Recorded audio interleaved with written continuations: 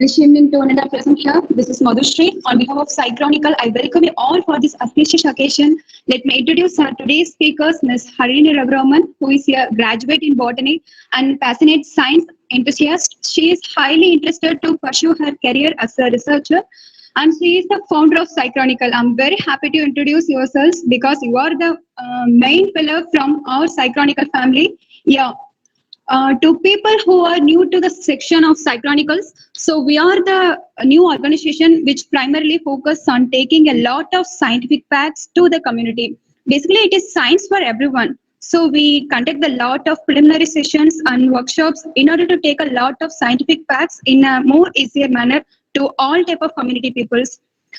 With, so this is a short introduction about who we are and what we do. Thank you. Let I hand over the session to our today's speaker. Thank you, Madhushri. Good evening to everybody. So we all have gathered here to know about plant intelligence. So most of us might have certain ideas on what it is, and I'm here to just give you a few basic insights on what is intelligence and how that is highly associated with plants.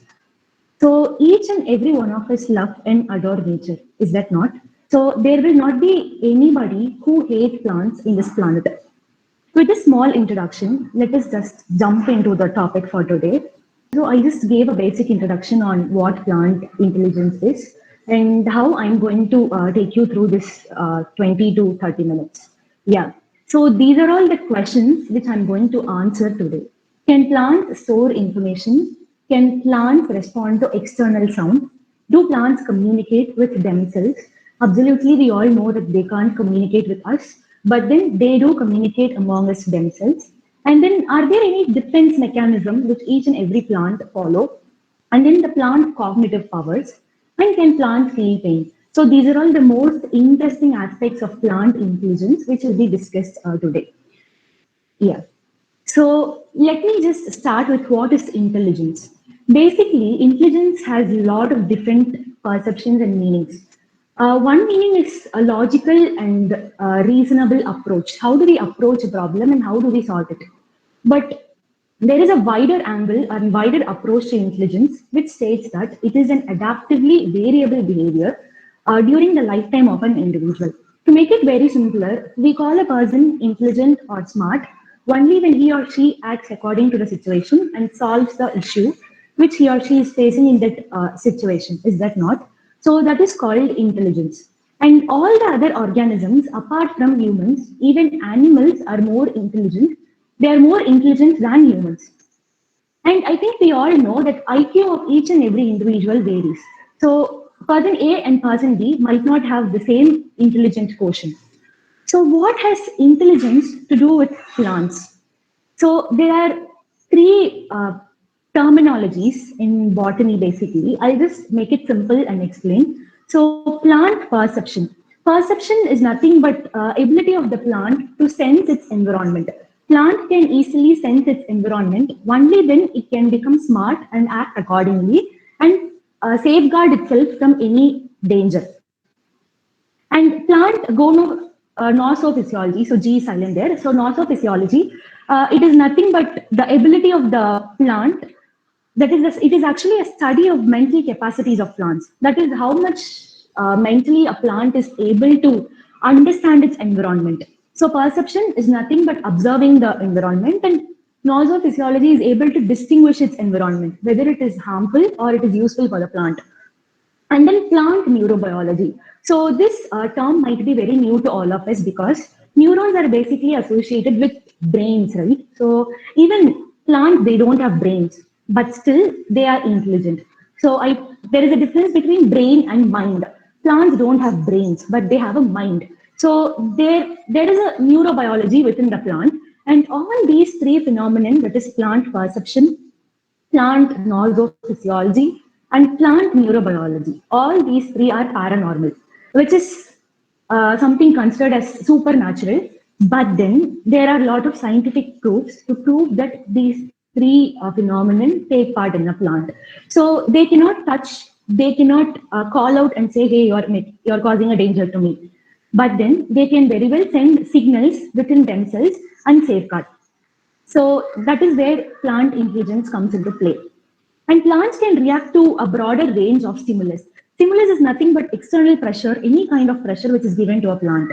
And then they can react and emit sound. So this is a very interesting point. So they can emit sound, but unfortunately they are all ultrasonic. We cannot hear it, and they are between the range of 10 to 240 hertz. And as I said, there is a difference between brain and intelligence. A very important point to note here is brain chauvinism is a taboo, which is nothing but people might say if you are brainy, then you're intelligent. This is absolutely wrong. Brain has nothing to do with your intelligence. Okay, so this is a study which was conducted 2 years ago. A mind without a brain, the science of plant intelligence takes root.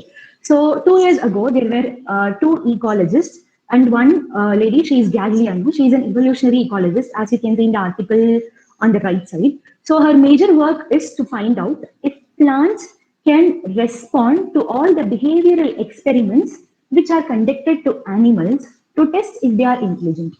So they had they got a positive result. Plants were able to respond much more quickly than animals respond.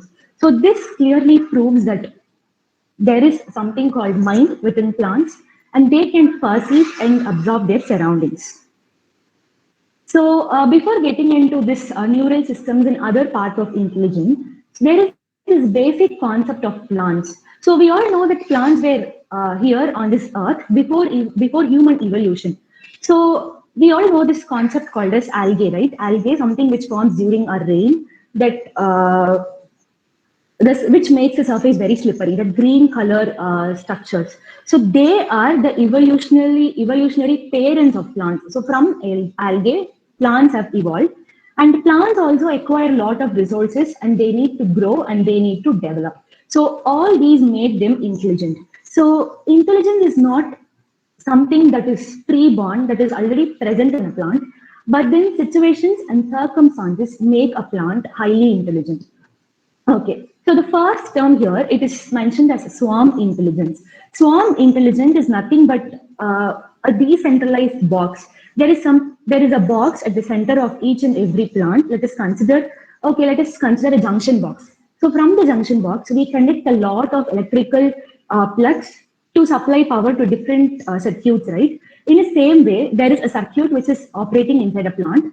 There is a decentralized box from where all the other parts of the plant are connected and signals are passed to different parts of the plant.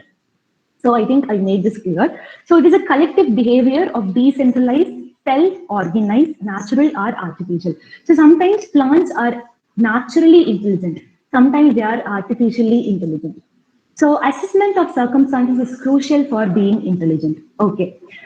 So say for example, we have 10 to 20 plants in a space where only 5 plants can be accommodated. Here, each and every plant has to be intelligent so that they can acquire resources before their competitors acquire the resources, right? So signals are passed through the roots to the nearby plants. Each and every plant can find their own family member. So if you have a banana sapling in your garden, they can identify a banana sapling which is even 5 to 10 meters apart from the banana sapling. That is where we call it intelligent. And then plant development varies from intelligence. Okay. So there might be a lot of confusion in this aspect of what development is and what intelligence is. So development is nothing but a vital part of a plant. So a plant needs to grow, a plant needs water, a plant needs all its resources. Whereas intelligence is something different that comes only when there is a need. Okay, that is the example is seed germination. So most of the seeds, they germinate during a specific season, right? A seed germinates, it gives out cotyledons, a small part, and from where two small buds, tiny little buds branch out and they grow into a sapling. But then there is a condition called dormancy. Dormancy is where a seed cannot acquire resources and it cannot germinate. In that case, the seed has a lot of nutrients within it, which prevents the seed from dying. So the seed stays dormant for a longer period. During the phase which the seed cannot germinate, they stay within the soil and try to acquire resources so that they can germinate when favorable condition comes. Here it is called as intelligence. So seed germination, a single phenomenon where both development and intelligence also comes into a play. Okay. So plants exhibit tropistic movement. Tropistic is nothing but moving towards something.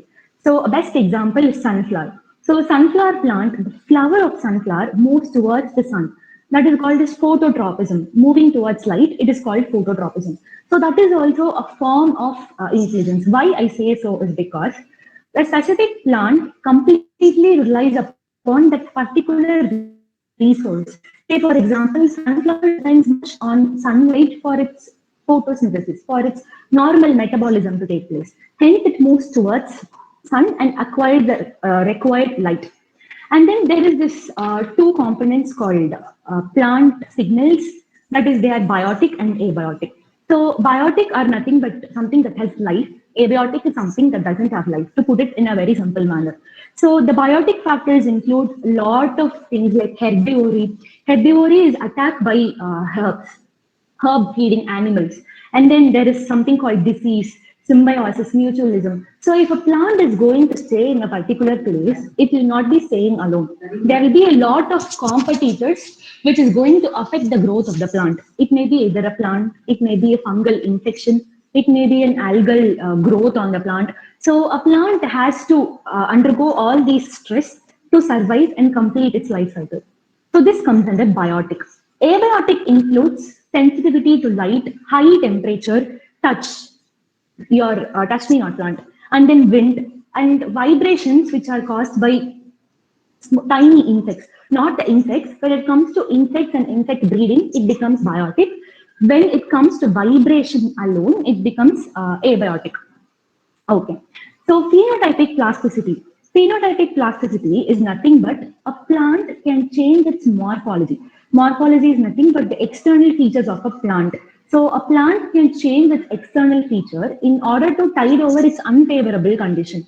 That is called as phenotypic plasticity.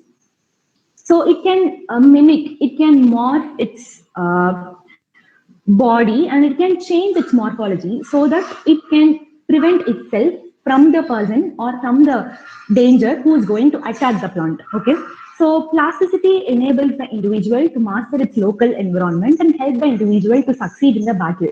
Okay. So everywhere, even between plants, insects, animals, microbes, it is survival of the fittest, right?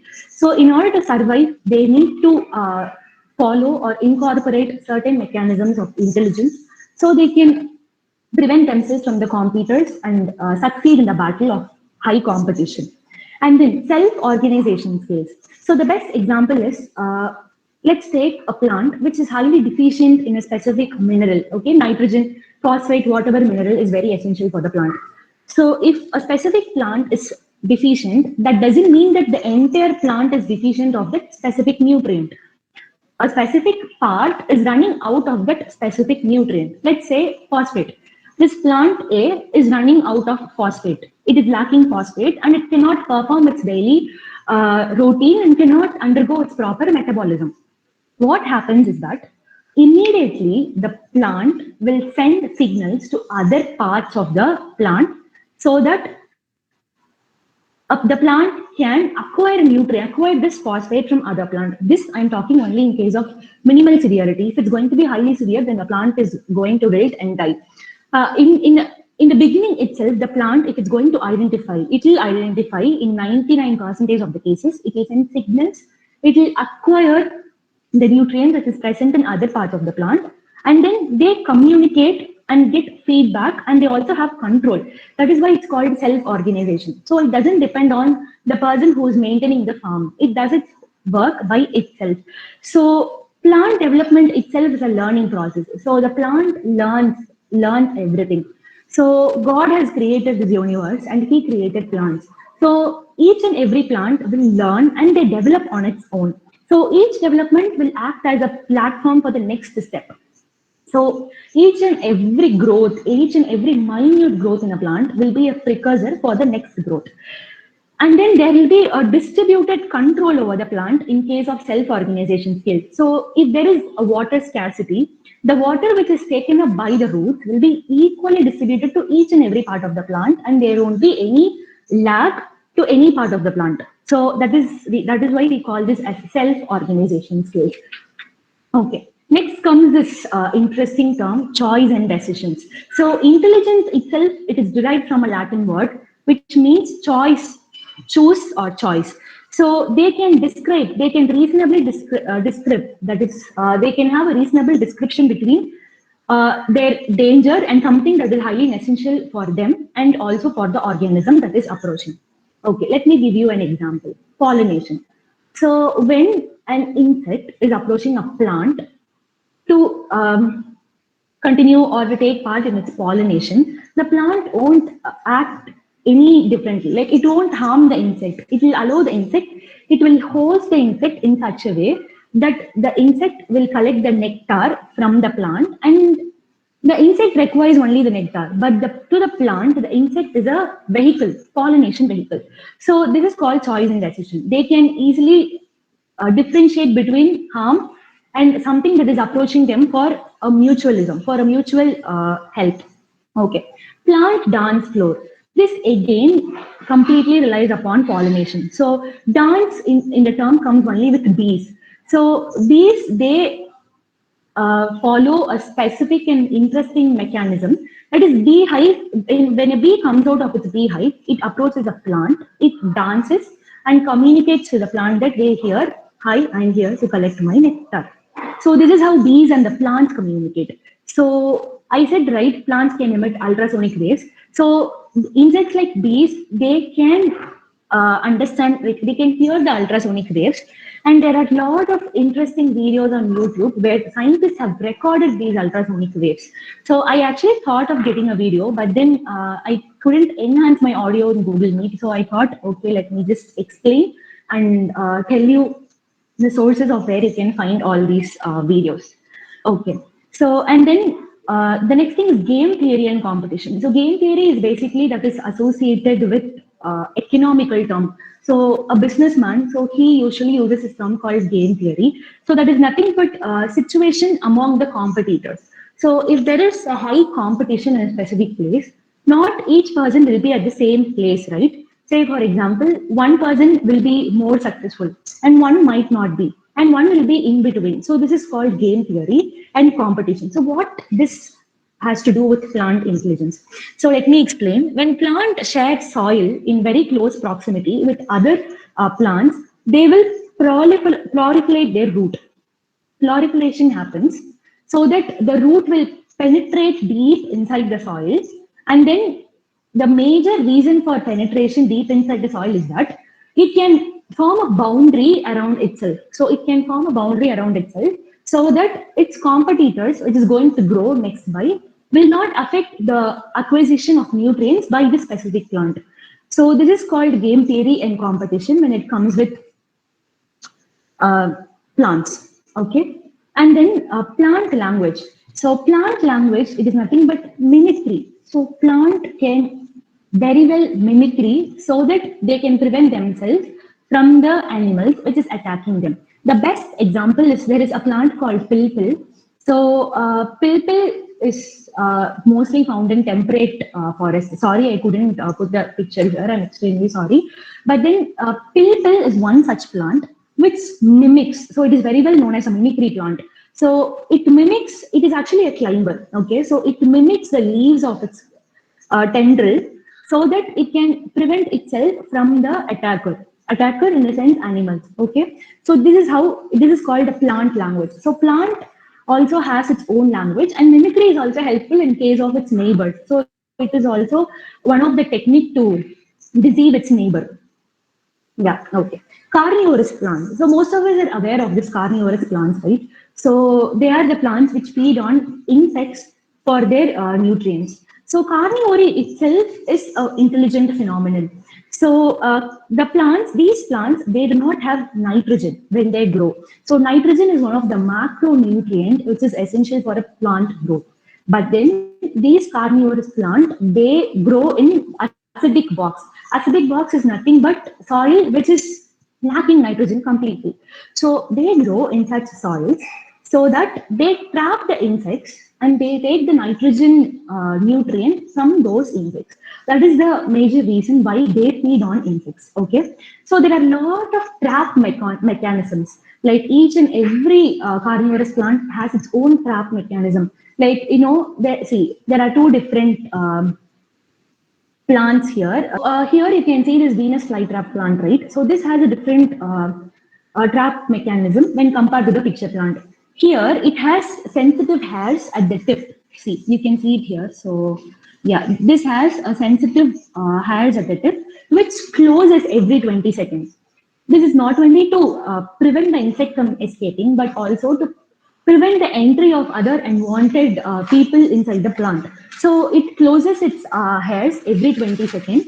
And then picture plant, it uses an interesting phenomenon called a spit fall. So once the insect goes inside this plant, okay, this picture plant, one on the right, it falls deep inside the plant so that it won't escape. So there are a lot of sticky mucus-like enzymes secreted by the plant, because of which the insect sticks inside the plant and doesn't come out.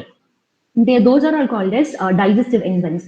So convergent evolution is nothing but each and every plant will develop a specific trait, okay, a specific character in order to prevent itself from any kind of danger. So basically, intelligence is completely associated with harm and defense mechanism.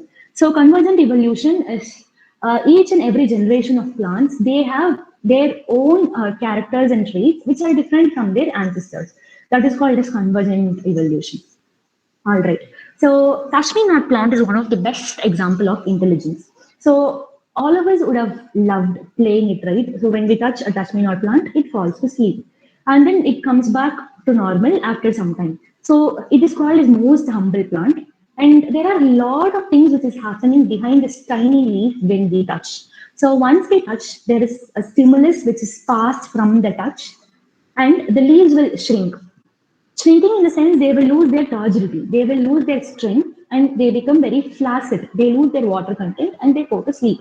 So this is also a kind of plant defense strategy. So let's take a cow which is feeding in a garden. Okay, if there are a lot of Kashmir nut plant and if it is going to go and touch that leaf, and if they're going to shrink, will the cow like to feed on that leaf? No, absolutely not. So that is why they have this mechanism to prevent themselves from herbivory. Okay, so these conditions, they are restored after a certain period of time. All right, yeah. Okay, so next question, can plants store information? Yes. So that was the example which was mentioned here. Without storing a specific information, a plant cannot get back to its normalcy, right? So they have stored information. Okay, so this person, or I have been experienced a touch, so I have to go to sleep for some time, and then my duty is to get back to normal so that I can perform all my proper metabolism. Okay, plants can indeed learn and create memories. So the best example, as I mentioned, is the touch me not plant. Unified signaling mechanism recalls memory in plants. So each and every plant will have a unified signaling mechanism. So there won't be any signal error in case of this information storage within a plant. So they can store and recall their function, and they can get back to their activity. So that is called memory and recall response. So if there is a response, they can immediately act to it and get back to their normal. And then habituation of plants. Habituation of plants is nothing but information which is stored and used so that it can get back to its original stimulus. So everything is interrelated terminology. So once, say, let me explain with the touch me not example. So we are going to touch the plant, and the plant will store the information, and it will recall after a certain period of time, which is standard. So there will not be any lack in that getting back to normalcy period. So that is called memory and recall response and habituation. So epigenetics is nothing but study of the heritable phenotype changes that do not involve alterations in the DNA sequence. So epigenetics is very common in all organisms on this earth, even microbes, plants, and even we humans have something called an epigene within our body, which is being passed on from generation to generation. So that also plays a major role when a plant is going to store an information. And then biological clock. So all of us know this term called circadian clock, right? Which is for humans. In a similar way, there is something called a biological clock, which is happening within each and every other organism, even in humans. They can call it as biological clock as well. So they are nothing but the photo period. So photo period is a specific plant has to be exposed to light only for a certain period of time. It is either 12 hours or 8 hours, not more than that or less than that. That is called a photo period and that comes under biological clocks. And yes, plants, they cannot feel pain.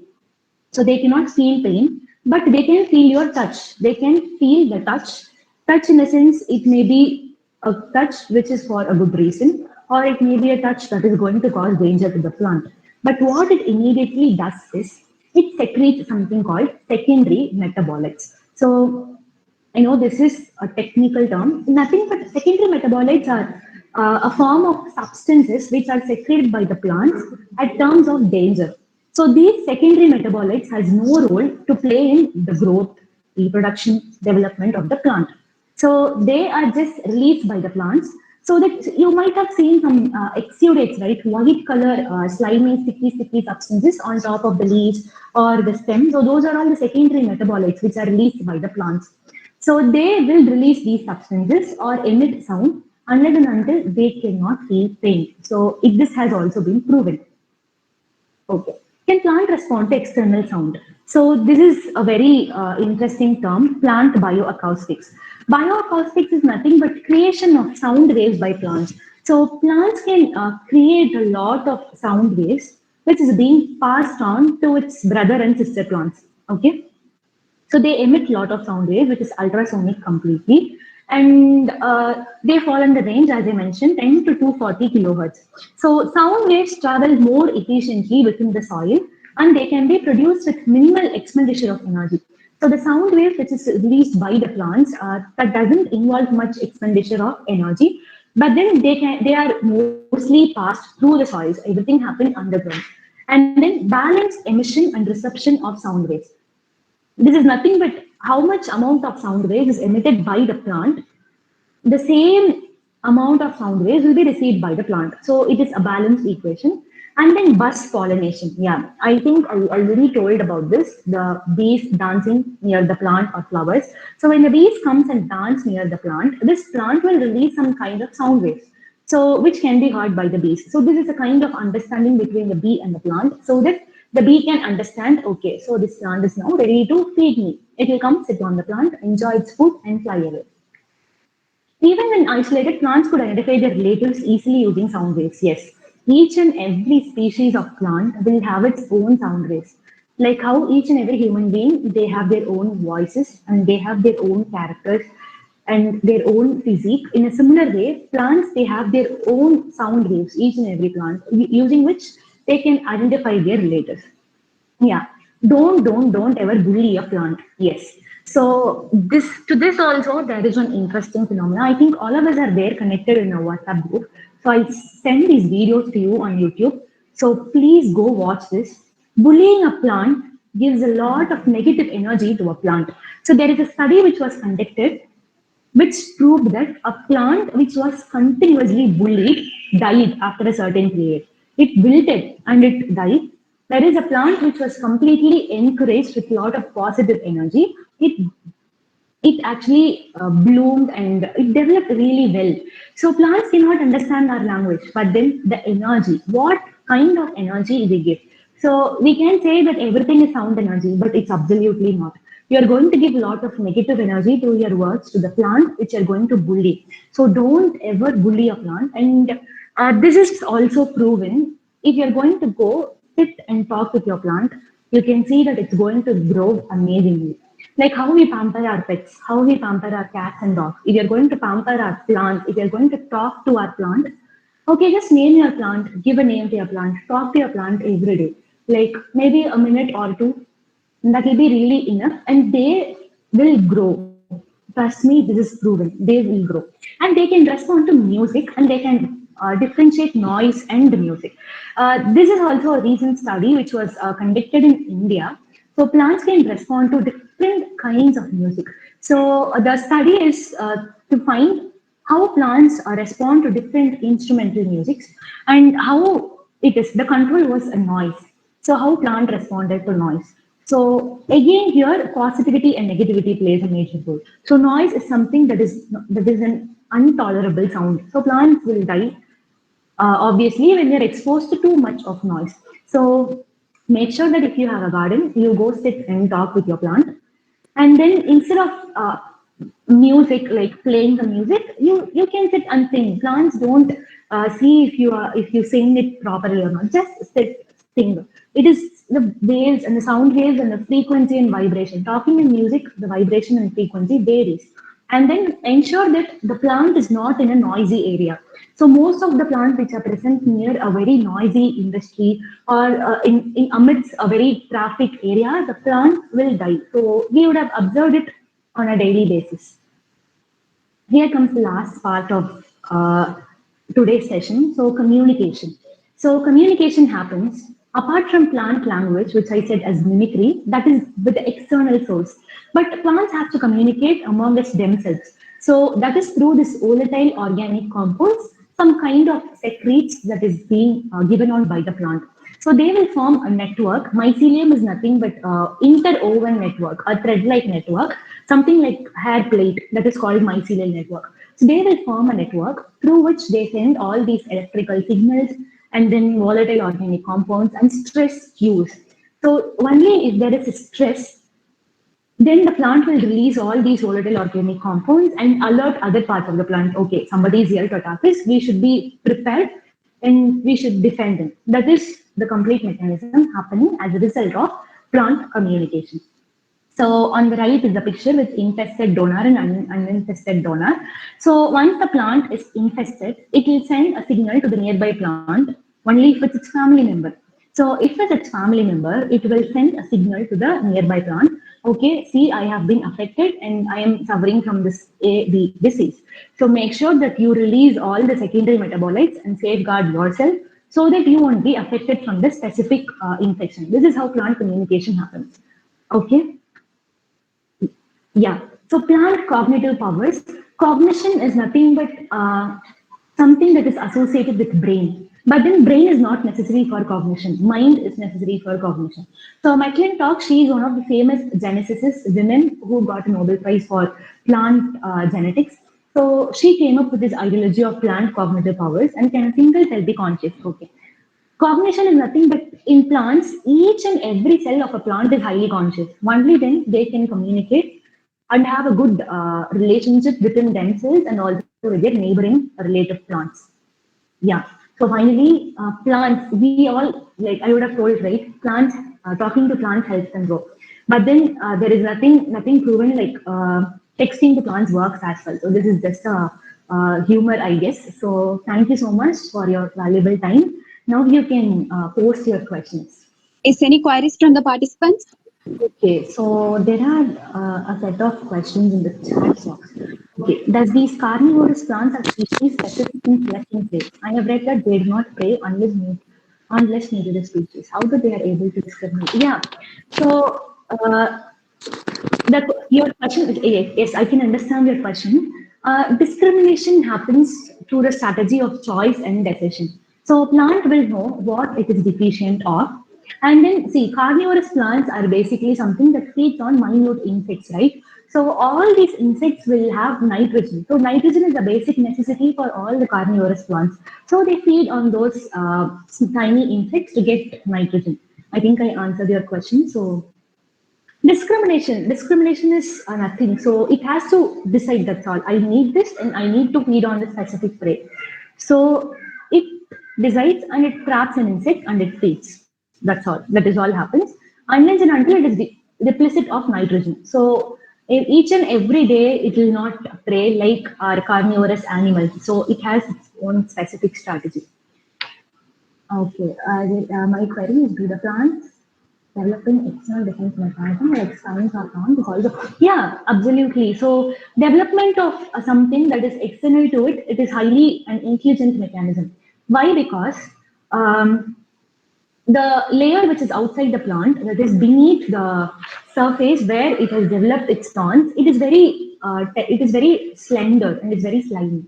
So it is a kind of intelligence mechanism, but then it won't fall under high intelligence, like how carnivorous plants behave and how they communicate in terms of danger and bioacoustics. But then yes, and also let me explain with an example. Cactus. So a cactus has minute thorns and they are xerophytes, right? So they have all these morphology and they have this morphology from their ancestors itself. So it doesn't develop during its growth. So they adapt themselves to the extreme dry environment so that they can get their nutrients. And they can hold water and transpiration will be very less in case of plants that has thorns. Okay, so let me know if I'm answering all your questions. I have observed that some plants don't grow onto painted pots. Is it so? And some of them don't like current pots. And okay, Soundarya, I think I'm not clear with your question. Some plants don't grow onto painted rods. Is it so? What do you mean by painted rods, or do you mean by painted pots? Let me know if I understand it wrongly. So, is she here, Soundarya? Hello. Yeah, I'm there. Yes, yes, yes. Yeah. Go ahead. What I mean is, actually, I have a lot of climbers and creepers who grow on, some iron rods which are painted with some kind of paints. So Okay. I have observed a few things, and also branches. I try tying them with neem branches so that they can go up, but then they don't crawl. I don't know why, and I have to search for some other thing to pull them up. Okay, so I don't know if I can answer your question completely, but I think I can give you a suggestion. See, if you can go and check what kind of climber that specific plant would love to, because plants have specificity, so they won't grow on all climbers which you give as support. So basically, if you grow on a neem stick, try for a neem stick or else a neem stick. But painted rods will affect the plant growth because of its chemicals. That's all. Nothing is more associated with that. So I think you can check with few articles or on Google. So you can get an idea on what specific climber will your plant grow. Or else you can try this neem stick. A plant will grow. Because I have seen my neighbor who's using only neem stick to make his plants climb. So it is working out. So all the creepers he's using neem stick. I think that would work. What about their ability to defend against diseases? Yeah, so that is what. So each there is something called gall. Galls are a kind of ball-like thingy that grows on each and every leaf. So that is a kind of defense mechanism, which is secondary metabolite. I told right. So that is a kind of defense mechanism exhibited by plants. But then it depends on the severity of a disease. So there is something called a wilt, which is caused by bacteria and microorganisms to the plant, and till date there is no cure for this specific disease. So it depends on how intense the disease is. But then initially on the first occurrence, they will develop a defense mechanism. How do we say it does not feel pain? How do we say? Yeah, so it is actually proven. So plants they do not feel pain. In the sense they don't express their pain, but then the only expression which they emit is through sound, and then through what I mentioned already, through sound and then through signals. So they can discriminate between something called a pain and a touch. So that is how we tell they don't feel pain. Could you please elaborate about the kind of responses given by plants to good music and harsh music? Okay. So yeah, I can understand that the video which I was supposed to play that was played today, this would have been very interesting. Yeah. So when you expose your plant to a good soothing music, it will grow, it will bloom, and it will flower at a very fast and the rate of growth will be very, very, very high. Okay, you can experiment. You can take 3 pots, keep your plant, okay, and then keep one as a control. One as a control where you don't expose that to any form of music. Either it may be some soothing music or a harsh music. Don't expose it to any form of music. And one plant, you can expose it to a very soothing music. Just try a tape recorder on top of it or sit and sing, as I mentioned. And then a third plant, you can expose that to harsh music and you can distance them. Like they can be kept in different places and ensure that they get their proper sunlight. So sunlight and water is very essential, not only music. So don't think that if I sit and sing, the plant doesn't require sunlight and all. It's not like that. It needs its basic necessity. So there are, music is just an add-on to increase its growth rate. So I think I answered your question, Jadav. So it is, this kind of response will be given. The plant, either it won't grow when it's exposed to harsh music because of high frequencies, it cannot tolerate, or else it will start drooping. The leaves will start drooping and they'll start fading downwards. These are the kind of reaction which happen. Like humans have antigen and antibody and all, what do plants have like this? Different? Secondary metabolites, volatile compounds. So plants have all these metabolites to defend themselves from any kind of disease. So if it's going to be very, very, very intense, then they will run, they won't be able to procure their basic water and resources. So they will not be able to produce these secondary metabolites. Really interesting session. Okay, thank you, thank you. You have a question at the end. Humans perceive their environment with sense organs. They have specialized cells. But how do the plants perceive their environment? Do they have any specialized cells to just sense their environment? Yeah, you cannot name it, but then there are specialized cells. So see, as I mentioned, this is an emerging area of research. So if there are any people who are basically from a science background, this is a very good platform to sit and explore. So there are not much intensive research happening in India, but then yes, this needs to be a good field of research because that will be highly helpful in some way or the other. So you might think, what it is? Why do I have to sit waste time in finding music relevance to plant? But it's not like that. There might be a lot of other applications in the molecular aspect also. So I think Vijay Shri, I'll verify and then get back to you because I can answer yes, there are cells. I cannot specifically tell now like what sort of cells they are. They are cells which can sense and respond to stimuli. So they will be different from other cells within the plant. Okay, so are vegetables and fruits also living and conscious? If yes, are we feeding them? Can we consume them in the same way? No. Vegetables and fruits, they are not conscious. So they are just a part of the plant, right? A plant, see, if there is any problem, if there is any danger, a plant won't give out its fruits and vegetables. So we cannot tell that fruits and vegetables are and like they are dangerous. And no, they won't, revenge on you when you cook and eat them. So no, the answer is no. Okay. Can you elaborate a little more about yours? Someone told me that in France, it's important to be smokers, but we don't use that. Is that true? And can you help me with the article about this? I would like to talk about it. Okay. So, Abhinaya, I'll just give you a very short answer here. And I can, since you're working on this specific field, I think I can send you a lot of articles. So, and links and videos. So, if you go through all these, you can have your own conclusion and you can conclude it in the way that is required. So, yeah, please 1 second. I got access to Google Forms. I'll just send you the link. So just give your honest feedback. So we are working on the feedbacks which we get from each and every session. So all your feedbacks are will be very useful for us. Okay, so Abhinaya, please don't forget to ping me. I'll send you the link. So volatile organic compounds, they are this form of substances which are released by the plant at times of stress. So sometimes they are attracted by the insects, sometimes they are not. So it depends on the plant and the insect understanding. So I think I answered first part of your question.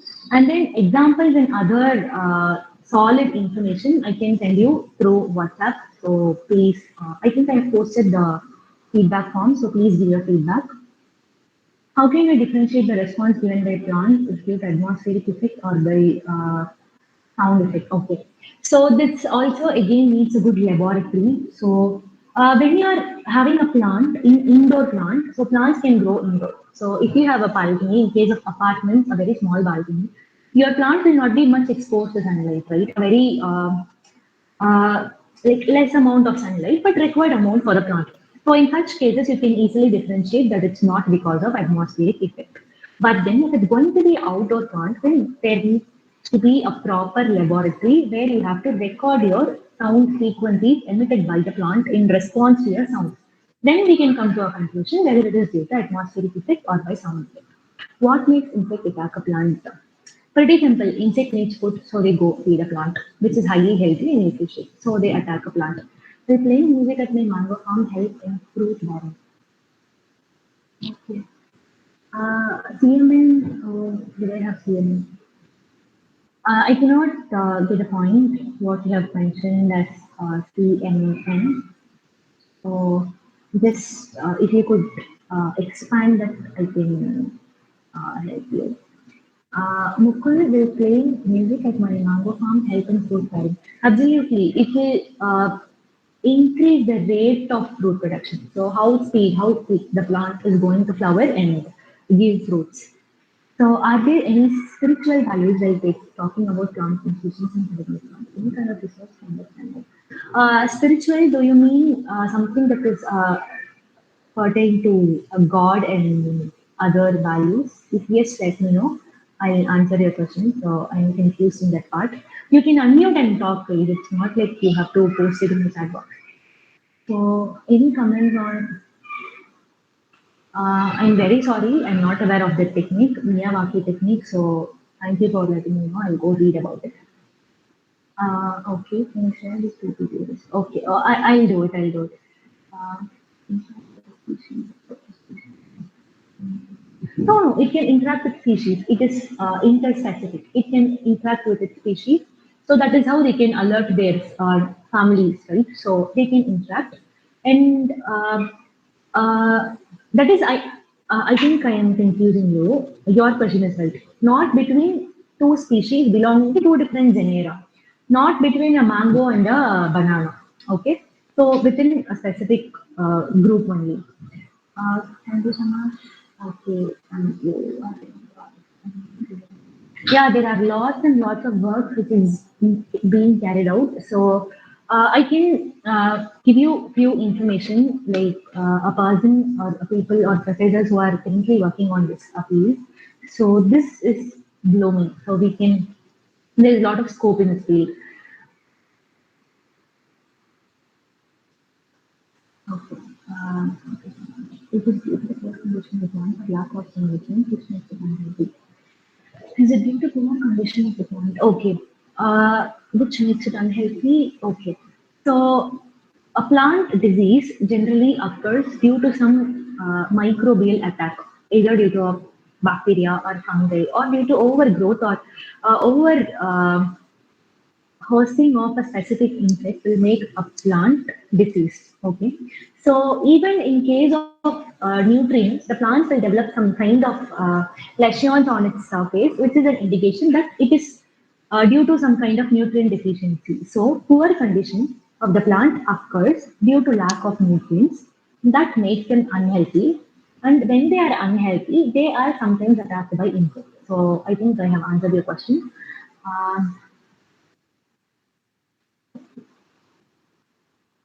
Okay, so what do you mean by spiritual values then? So if you could unmute and talk, I can answer your question here and then move to the next question.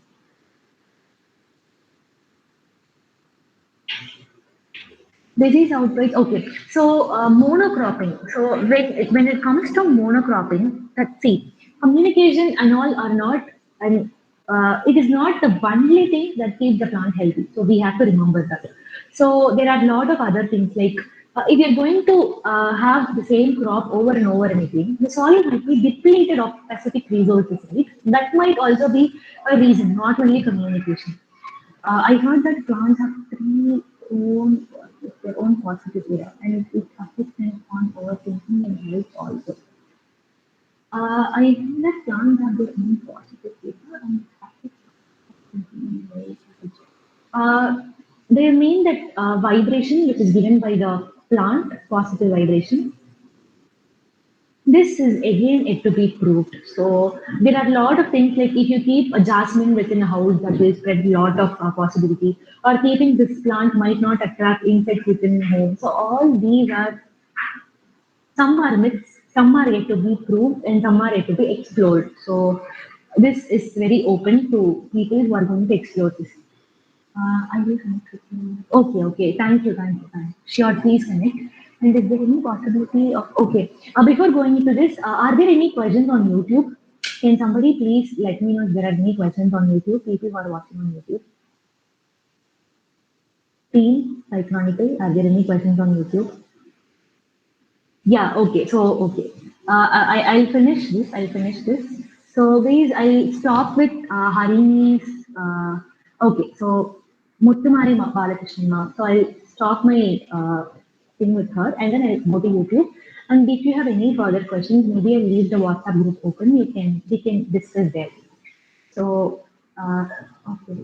Is there any possibility of increase or decrease the sensibility of any plants by genetic modification? Yes, that is what I told, right? So you can go to molecular level and find out. So see, there are a lot of work that is going on. I think you would have seen this. So the tiny, tiny insects which is present under the ocean that can emit light, they are being taken and those genes are incorporated onto the plants to make them produce light. So these kind of works are being carried out. If this kind of works are going on, why can't we try it? So there are a lot of possibilities, but it depends on what kind of gene you choose. And so once you compare the intelligence rate between animal and plants, you can very well go for gene modification. You can take the gene from animals and incorporate it into plants and study. So study is unlimited. You can explore how much and however you want. Okay, so somebody is helping me, Sakshi. Thank you so much. So the hidden life of trees. Okay, I will make a note of this. I will also read this. Okay. The next question is there any variation or difference in plant inclusion between different species like other plants? Again, it depends on what epigenetics I told, right? What kind of epigene they inherit. It depends on what kind of gene they inherit. So that is the main reason why each and every plant differs from another. So not every plant is unique. Is it true plants modify their floral structures in order evolution? Yeah, that is what I told, right? Phenotypic plasticity. Yes. So that occurs mainly in order to prevent themselves from any kind of danger. So orchid, it is again a very good field to explore. So we can actually identify and come to a conclusion of how a plant intelligence is working with orchids. Okay, so can somebody please post the question on YouTube here so I can answer people who are on YouTube. If photo period is changed, how do they respond? Okay. So, Megha, I think you are telling that what happens if a photo period of a plant is changed. So, see, photo period is nothing but something that is highly inborn in a plant. So, a specific plant can tolerate only this much amount of sunlight and this much amount of darkness. So, there is something called evening lily, a flower that blooms in the evening. So, the photoperiodism of the plant is entirely different. So, photoperiod itself is a very broad topic. There are a lot of technical aspects in that. If you're going to alter that, then that is going to disturb the metabolism of plant. Let me give you an example. Let's think like we are going to alter our biological clock. Okay, a very best example is you're going to migrate from here to US. So you will face a lot of disturbances in the first 1 month to 40 days to make yourself adapt yourself to that environment and that timings.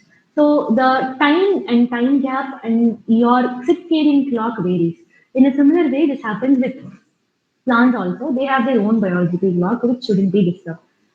Do plants recognize this? They can, if you talk to them, they can recognize you if you go and pamper them.